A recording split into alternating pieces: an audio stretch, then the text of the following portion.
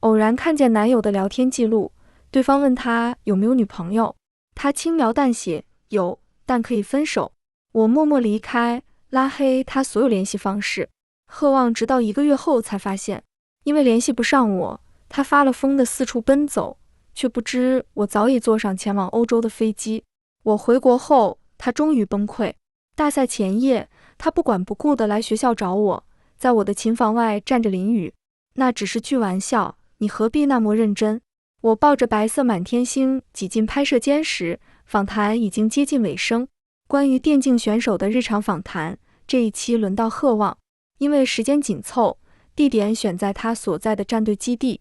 镜头对准的地方，贺望笑得桀骜不驯，对面的女孩落落大方。好，那最后还有一个粉丝朋友们很关心的问题，望哥喜欢什么样的女生？贺望挑挑眉，眼里浮起一抹促狭。我喜欢的女生，性格活泼，长得可爱，游戏打得好，还有双大眼睛。女孩垂下眼，耳朵悄悄红起来。周围的工作人员露出意会的神情，善意的起哄，只有少数几个知情人担忧地看向我。我知道她叫闫音，是当下正红的电竞女主持，活泼可爱，专业能力过硬，有双漂亮清澈的大眼睛。之前她与贺望的几次赛后互动让网友磕生磕死，网友说他们是顶峰相会，天生一对。然而很少有人知道，贺望早有女友。我陪他度过最困难的电竞新人期，在一起已经5年，只是从来没有被公开过。与闫音不同，我性格内向，长相普通，对游戏一窍不通，唯一的爱好和长处只是弹琴。心脏像是被粗劣的麻绳磨过，捆绑，绞紧，寂寂地泛起疼痛。我表面平静，指尖无声地嵌进手心。灯光下的贺望眉眼精致凌厉，左眉尾有道浅浅的小疤，右耳打着一枚黑色耳钉，意气自肆，依稀还是少年时的样子。我将那束满天星轻轻放到一边，转身离开拍摄间。贺望扬着唇，扫过来的目光看见我，微微一滞。深夜，贺望拧亮公寓床头的灯。九叔，他站在床边，神色不悦。你生气了？我没说话，装睡。他俯身吻我，嘴唇漫不经心擦过我的耳侧。那只是工作需要，他自顾自地解释，你知道的，现在这个时代，战队和选手都需要热度。见我不理，贺望靠得更近，清冽的柠檬薄荷味扑面而来，混杂了我不熟悉也不喜欢的烟草气。我不习惯地皱起眉，肢体僵硬。贺望一只手攀上我的侧腰，灯光没有照亮的地方，他捉着我的下巴，像过去的无数次一样，驾轻就熟地同我接吻。舌尖撬开我的唇齿，抵着我的舌根纠缠，给我一种爱意深重的错觉。只是错觉。我伸手将他推开，他僵了一下，随即拧起眉。怎么？贺望，我喊他，我们什么时候可以公开？贺望的眼神凉了下去，突然问这个做什么？他深吸一口气，显得有些不耐烦。我不是说了吗？等我世界赛夺冠，那不夺冠呢？我望着他，你不夺冠，我就一辈子做你的地下宠物，是这样吗？贺望的神色变得愈发难看，隐隐有发怒的态势。你还是在因为白天的事生气是吗？我说了，那只是工作需要。我温声说，贺望，电竞选手的工作是比赛，底气是成绩，暧昧、炒绯闻不是你的工作。我只是不懂游戏，但不是傻子。他被我戳破，眼中划过难堪。半晌，他起身逃避。我去冲个澡。浴室传来哗哗的水声，我半坐起来，习惯性拿出平板，调出音乐软件。映入眼帘的却是陌生的界面。我瞥了眼右上角，才意识到这是贺望的账号。这是我的平板，但偶尔贺望也会用。我想切换账号，手指却不小心滑到了消息，跳出私信页面。最上面一条由不得我不注意，我没有点开，就看见了最新的消息缩略。有，但可以分手。仿佛为了维护我可笑的自尊，我将那条消息点开。是闫音。他恰好看到贺望在线，和他打了个招呼，闲聊几句后，打趣地问他有没有女朋友。而贺望的回复就是我看到的那条，有，但可以分手。闫音没有回复，耳边的水声仍未停息。我抓着平板，想了很久，我与贺望究竟是什么时候开始出问题？我想不明白。最后，我想累了，觉得疲倦。浴室的水声终于停下，我将平板按熄，放到一边。贺望推门出来，发梢有零星的水珠。见我倚着靠垫发愣，他问：在想什么？我直直望着前方。贺望，我们分手吧。说这话的时候，我的心还是不可抑制地泛起难过。我确实喜欢贺望，但我不能像一只被关在地下室的宠物，靠着贺望隔三差五的垂怜，自欺欺人，永远心怀幻想，永远羡不得光。现在的贺望要风得风，要雨得雨，可我不是风，也不是雨，我是活生生的人。是时候醒过来了。贺望深吸了几口气，最后说：御九叔，别开这种玩笑。我没开玩笑。贺望盯了我几秒，忽然笑了。你有什么资格跟我闹脾气？我现在和以前不一样了，你呢？作为电竞选手的女朋友，你连英雄名字都说不明白，你就是比不上严音。我说的有错吗？没错，我认真的说，所以我们分手。贺望的目光用力攫着我，眼底怒意翻涌。下一秒，他伸手将床头灯灌在地上，砸得稀碎。滚出去！他说，这里是我的公寓，滚出去！他说的没错，这是他的公寓。我刚上大学的时候，贺望不管不顾，非要在我校外不远的地方租下这间公寓。尽管我说他不常回来，特意租间屋子空在这里实在浪费，他却十分坚持。彼时他昂着头，眼里有讨人喜欢的神气，我就喜欢空着，这样我想你了，就能随时回来这里等你。贺望从小脾气就拧，我拗不过他，只得随他。不知不觉，这2年我往这个小家里放了好多东西。贺望不在时，我会定期整理清扫，将这边打理得井井有条。然而，随着他职业生涯风生水起，工作越来越忙碌，这间公寓空着的时间也越来越多。大4以后，我为了方便实习，常常一个人住在这里。我用了15分钟，收拾了这间公寓里所有与我有关的东西。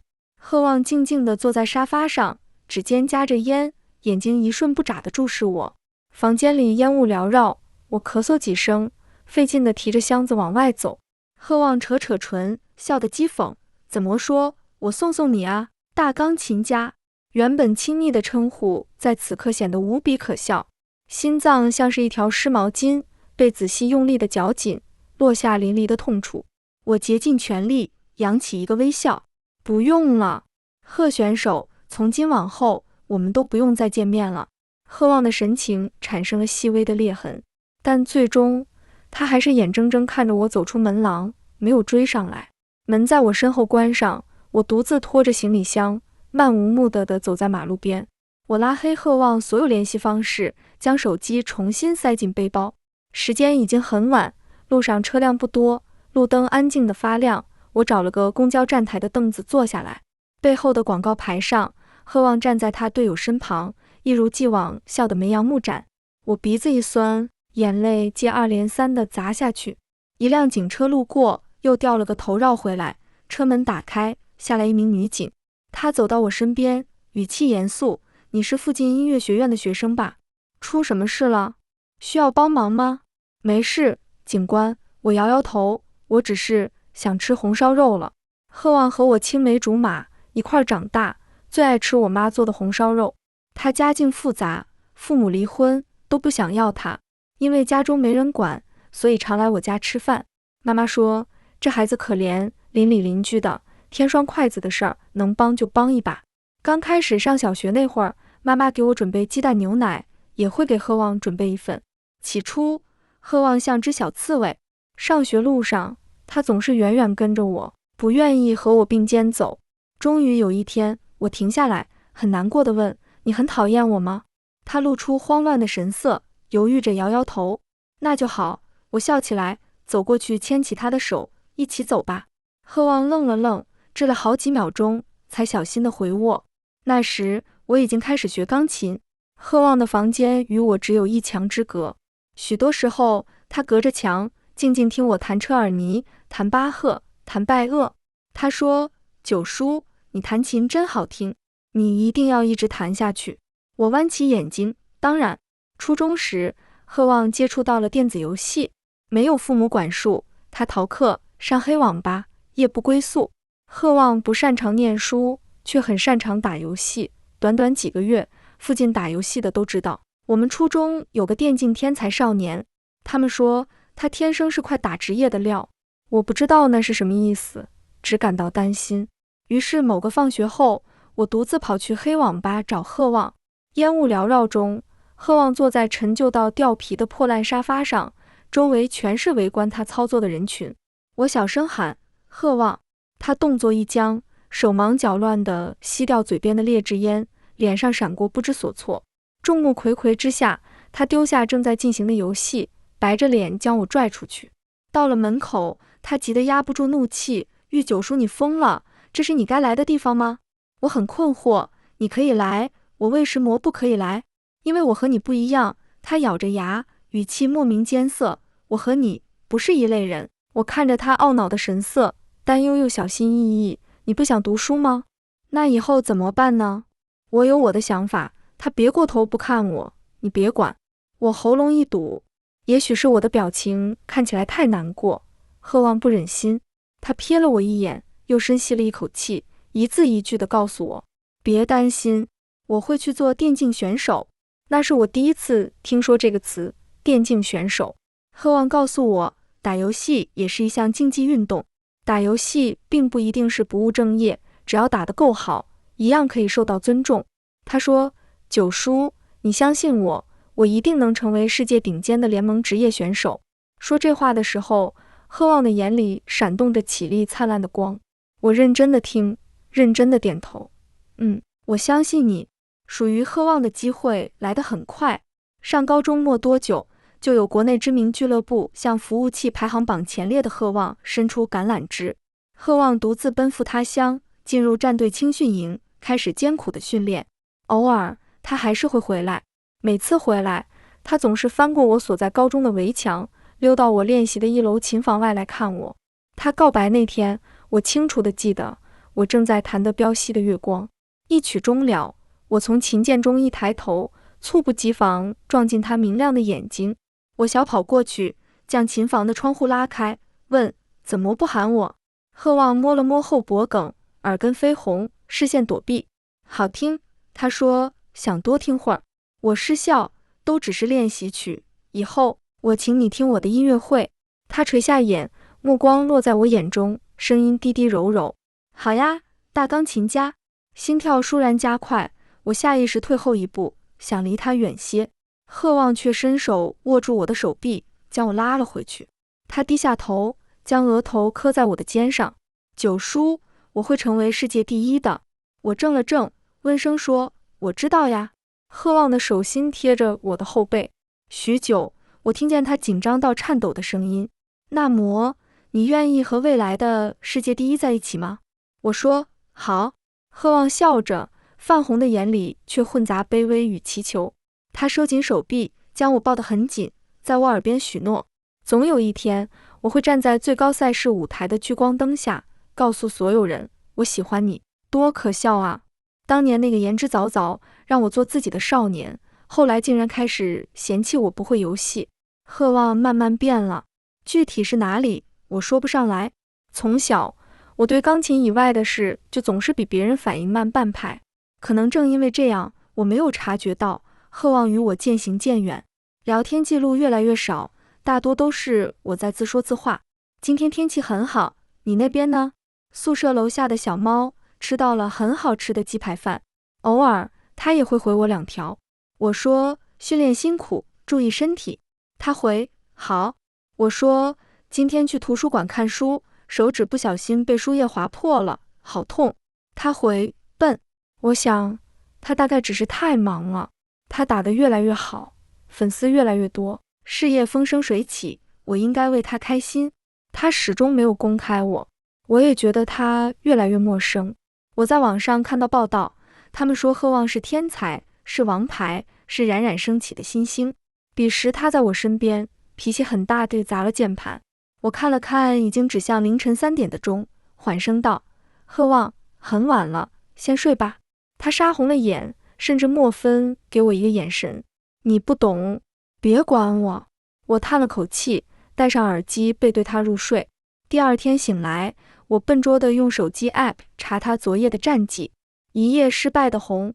他在我身边沉睡，手勾着我的腰，头埋进我发间。受到惊动，他半睁开眼，轻哼了一声，说：“我爱你。”我把要说的话咽了回去。我想他已经很辛苦，我应该体谅他，再忍忍。他依然像过去一样爱我，只是太累了，挺过这阵子就好了。可我慢慢不再确定这阵子还会不会过去。他第一次拿春季赛冠军那天，我捧着花去机场接机，想给贺望一个惊喜。过去很多次他比赛回来，我都是这样做的，每一次他都很开心。然而那次接机的粉丝比以往都多得多，我站在粉丝群外围，费劲地护着怀中的花，但于事无补。贺望与队友出来的瞬间，人群向前涌动，将花挤得扭曲，四面八方的力量推挤，我被迫后退，不知道谁不小心绊了我一脚，我狼狈地摔在地上，膝盖一阵钝痛，眼眶止不住的发酸。贺望在众人的簇拥下离开，我摸出手机给他拨了个电话，贺望看了一眼，挂断。身边的呼喊声一阵一阵，像是海潮，他们大声喊他 Hero Hero， 那是他的选手 ID 名，我起的。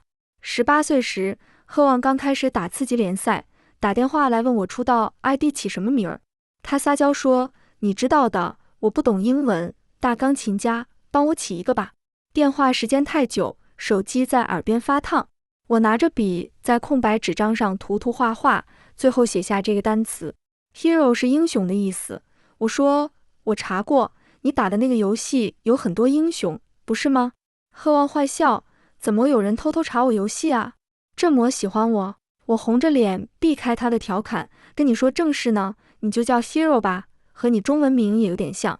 好，贺望拖长尾音，语气宠溺，都听你的。随后我听见他轻轻吻了吻话筒的声音：“你不需要为我去找什么，改变什么，九叔。你不懂游戏没关系，你是你自己，你只要做你喜欢的事。”其实我有私心，那时我在心里偷偷的想，贺望也是我一个人的英雄。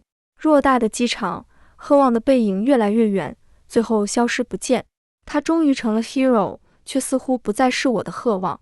当时的我坐在光洁冰冷的花岗岩地上，抱着破烂的花束，心像花一样皱作一团。其实我早就该明白了，如他所说，我跟他不是一路人。当我不确定我爱的人爱不爱我的时候，就不该再继续了。米景姐姐将我捎回了学校，语重心长地安慰我。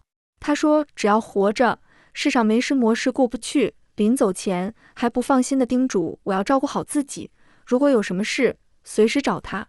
室友小春正熬夜打游戏，看我拖着行李箱回来，很诧异：“你不是去见你那个神秘男友了吗？怎么拖个行李箱回来？”我笑笑：“分手了。”小春语塞。我将行李箱滑进桌下，说：“去欧洲研学的东西清点了吗？”哎呀，你不说我都快忘了，我再确认一下。我所在的音乐学院享誉国际，常有出国游学的项目。下一次研习是去欧洲的顶尖音乐学院交流，时间1个月。这个项目3个月前开始审核资格，我也报了名，办好了护照。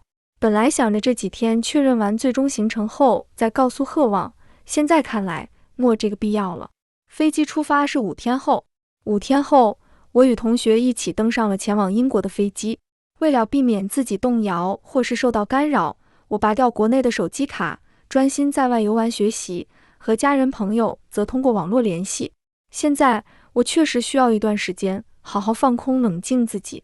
在欧洲待了一阵，我的心情慢慢舒缓下去。英国风景不错，就是气候冷。周末休息时间，班里组织去利物浦海边玩。国内夏日未尽，我却在利物浦海边穿着棉服，冻得瑟瑟发抖。小春冻得受不了，跑去路边摊买了份热腾腾的咖喱炒面，回来同我分着吃。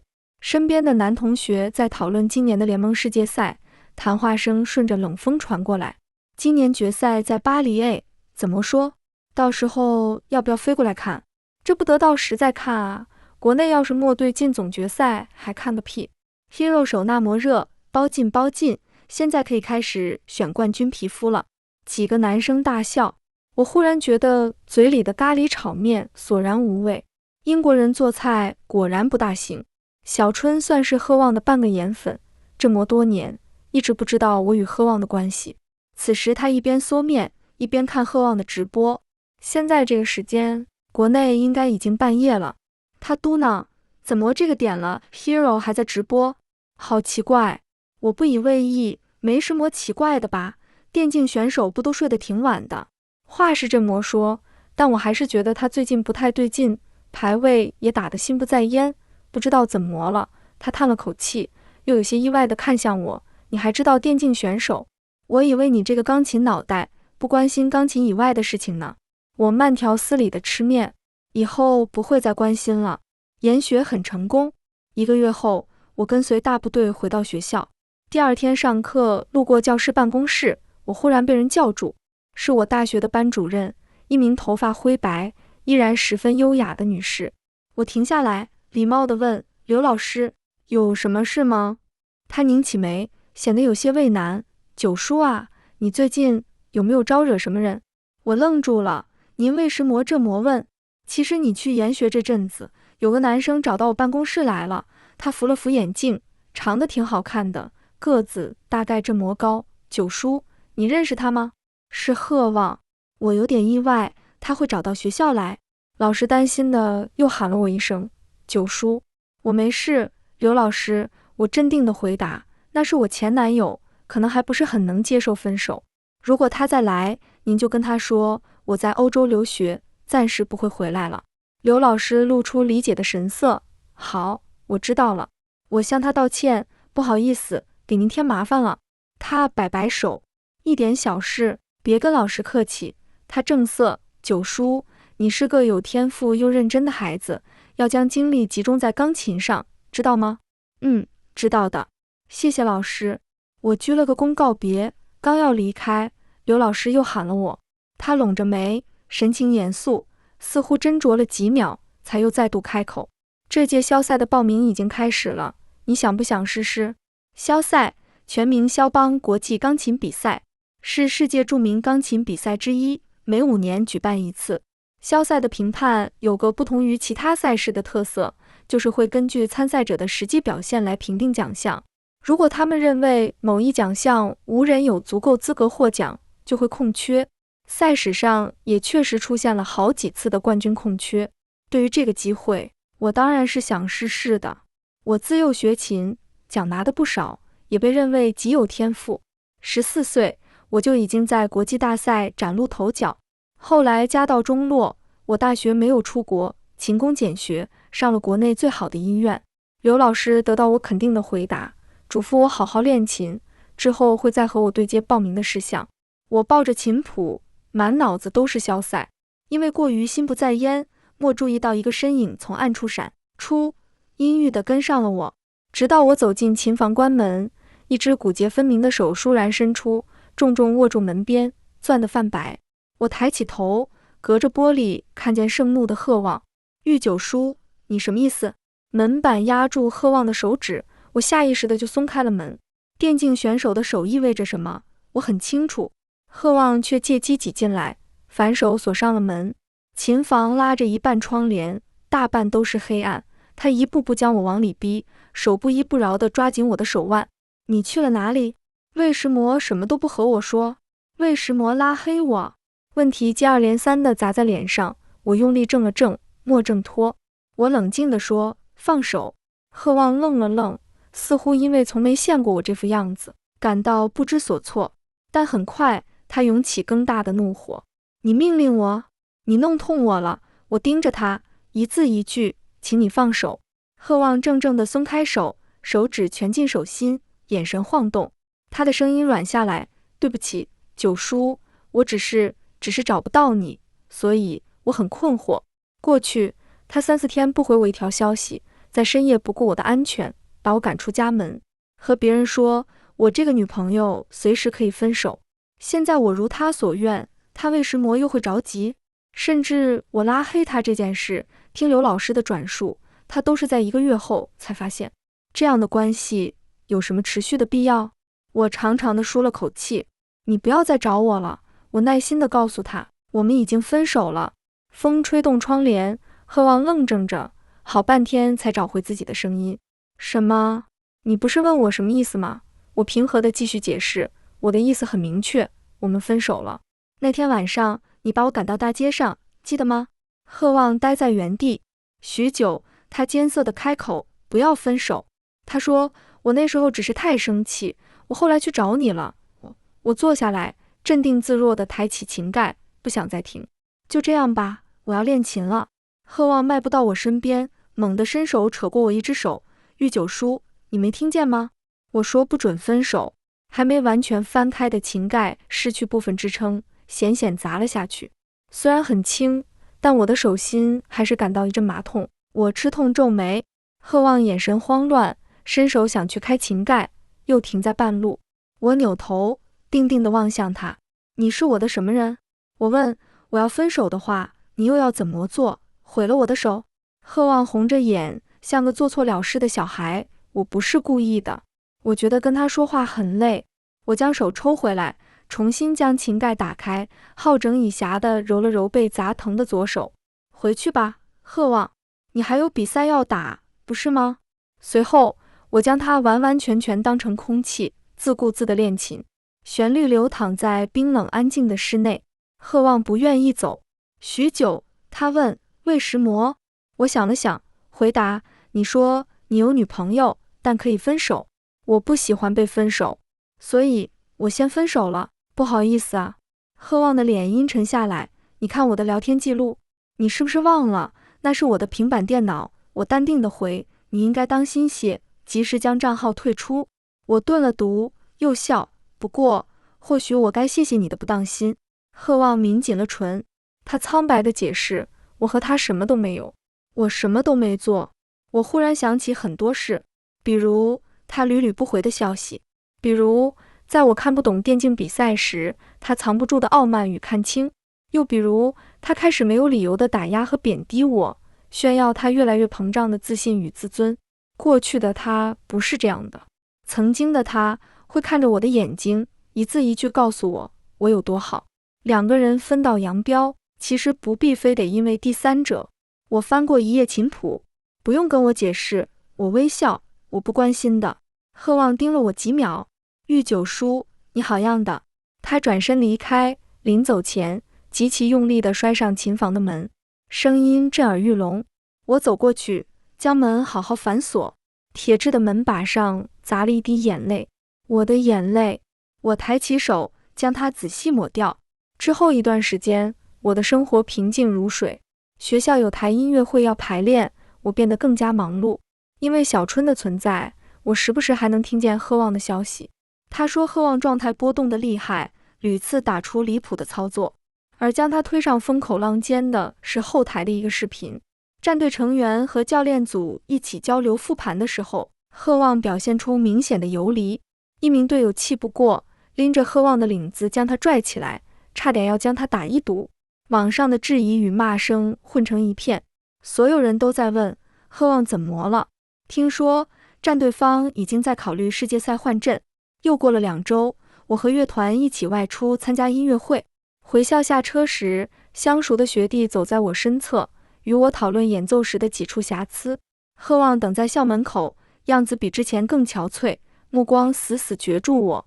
他仿佛没有自己的生活。路过的人不住投去目光，窃窃私语。我无奈地走过去，问什么事。他说，九叔，你还没有消气吗？我有些头疼。我上次说的不够清楚吗？贺望，我们分手了。你在生什么气？他低声下气地问。告诉我，我会改。我只好再一次告诉他，我没有生气，我只是跟你分手了。是我之前太忽视你了，对不对？贺望握住我的手，声音嘶哑，我只是太忙了，我只是想等拿到冠军赛，我以后会注意的。你能不能……身旁传来一道男声，学姐，还没好吗？老师在等我们。是我的学弟江言之。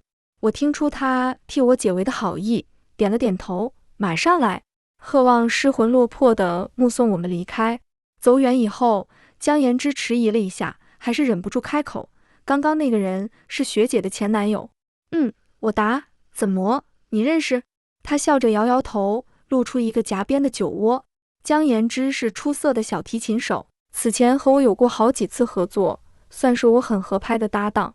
然而，现在网上有许多人编排扭曲我和他的关系，因为贺望总来医院等我，网上出现了许多风言风语，其中许多捕风捉影，猜测我始乱终弃，劈腿他人，让贺望受了情伤，才导致他竞技状态下滑。许多网友怒不可遏，将对贺望成绩的失望发泄到我的身上，说出各种不堪入目的污言秽语。当然，也有一些网友替我说话。我与贺望的过去被扒出了一部分。从时间线来看，我与贺望自幼相识，甚至他有一段穷得吃不起饭的青训时期，是我做钢琴家交在支撑。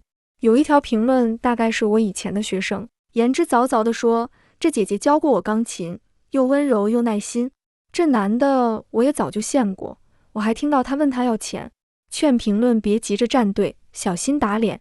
还有个自称是网吧老板的人说，让我说 Hero 是我们那儿的，他这小女朋友我们那附近打游戏的都知道，我们当时都开玩笑 Hero 配不上他。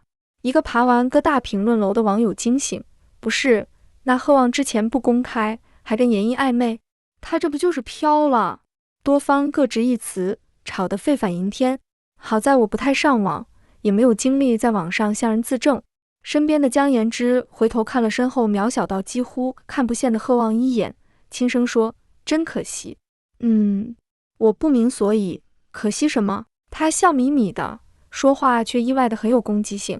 他这人活着真可惜。我不知道怎么回应，只好笑笑。江言之似笑非笑，别管他。走，我请学姐喝奶茶。备受瞩目的联盟世界赛很快就到了，各大战队都在整理行装出国，贺望所在的队伍也不例外。战队的管理层最后还是默忍心放弃他。看起来贺望也终于死心，决定专心打比赛。我没想到他们临出发前一夜，贺望又出了变故。当夜大雨倾盆，我练完琴想提前回寝室，一抬头却看见了琴房外满身雨水的贺望。你为什么在这儿？我错愕地问，你不应该已经出发去国外比赛了吗？贺望捧出一个金色的硬纸盒，我不由一愣，这个纸盒是我用来放我和他有关的信物的，一起玩过的游乐园拍立得，一起去过的演唱会门票，千里迢迢见面的车票和机票，都被我悉数收集，仔细放入这个纪念盒。这个盒子盛满我和他之间的回忆，如今已经不再必要，我自然没有带走。窗上的雨水蜿蜒而下，仿佛眼泪。贺望隔窗望着我，泪水与雨水混在一处。你不可能放下我，他哑声说，九九，你明明很爱我，你不可能就这样不爱我了的。我目不转睛地盯着那个金色的盒子，很慢地回应，是，贺望，我喜欢你。贺望眼里倏然绽开希望，像溺水之人抓住救命绳索。然而他眼里的光很快就又灭了。因为我说，但我决定不再喜欢你。我告诉他，我不能控制我的感情，但能控制我的理智。我不后悔自己喜欢过他，曾经我竭尽全力，全心全意地喜欢他。傻过没什么丢人，傻下去才丢人。贺望依旧固执地想向我解释，那晚你看到的那句话只是玩笑，你何必这么认真？只是玩笑吗？我确实很想笑。我坦诚道，是的，贺望，我一直都很认真，任何事情，任何时候，我都是个很认真的人。他和我一起长大，应该很清楚。然而，他直到现在都以为我和他分手，只是因为那一句话。不是的。我停了停，出奇耐心地注视他。我3岁摸琴，自那以后，生命除了黑白琴键，几乎只剩下你。可是贺望，你又对我做了什么呢？贺望哑在原地。我相信那一瞬间，他的脑海中一定浮现出无数画面，他的神情变得极其狼狈。我说，贺望，这么多年，你还是不了解我。我从来都有从头再来的勇气，而你不同，你是个懦夫，你自以为天赋异禀，却不知道这世上最不缺的就是天赋。窗外风急雨骤，我一字一句温和地在他心上砸下重刀。你浪费了你的天赋，也辜负了我的认真。最后，贺望还是没有参加那一届世界赛，那应该是他最大的梦想。我不懂，他为什么能这样轻易地放弃，但这毕竟是他的选择，我不会，也不必多说。风过湖泊，水会泛起涟漪，却留不住他。关于他的事，在网上轰轰烈烈地讨论了一阵子，很快无人在意，但他还是照例常常来学校找我。我严厉拒绝了几次，后来我累了，想着他总有一天会放弃，索性随他去。他慢慢不再来了。那年过年，老家的小镇下了雪，贺望踩着雪买了很多东西来我家，似乎是想通过我父母这边迂回的劝说我。妈妈敲了敲我房间的门，听见我允许，推门进了房间。九叔，小望来了，你要出去献献吗？我笑着摇了摇头。妈妈立刻就懂了，她将门轻轻带上，隔着门，我听见她轻声细语拒绝贺望。九叔有自己的想法，我这个做妈妈的干涉不了，也不会干涉。小望，东西你拿回去吧。我没听见贺望的声音。过了一会儿，大门被关上，妈妈在门外问：九叔，妈妈可以进来吗？我走过去拉开门，看着母亲柔和的脸，忽然无比委屈，眼泪无声地涌出。她没有问我发生了什么事，她只是一遍遍抚摸过我的头发，一遍遍地告诉我：我的女儿啊，是世上最好的，妈妈永远相信你，尽管走自己的路吧。第二年，肖赛的评比开始，我拿下了那一届的冠军，因分数高出第二名太多，亚军空缺，行程逐渐变满，鲜花、掌声开始将我包围。人们议论，我是时隔多年难得夺冠的华国钢琴家，各大媒体争相报道我的消息，我不再是贺望见不得光的地下女友，我终于实现了自己的理想。贺望常常坐在音乐会的第一排听我演奏，但音乐厅的灯光太暗，我除了钢琴看不见其他。又过了一段时间，我与姜妍之从国外举行音乐会归来，媒体与粉丝聚在机场，向我表达喜爱与祝贺。贺望捧着花站在人群里，双眼赤红，和以前一样，我一眼就能从人群中认出他，还有其他人也认出了他。他们心照不宣，给贺望空出一小块位置。贺望站在出口通道末端，向我走向他的方向，眼向倒映着彼岸花的湖水，晃动着亮起光。他的嘴型在说恭喜大钢琴家，我只扫了一眼就收回目光。人声喧嚷，我路过他身边，步履未停。借过，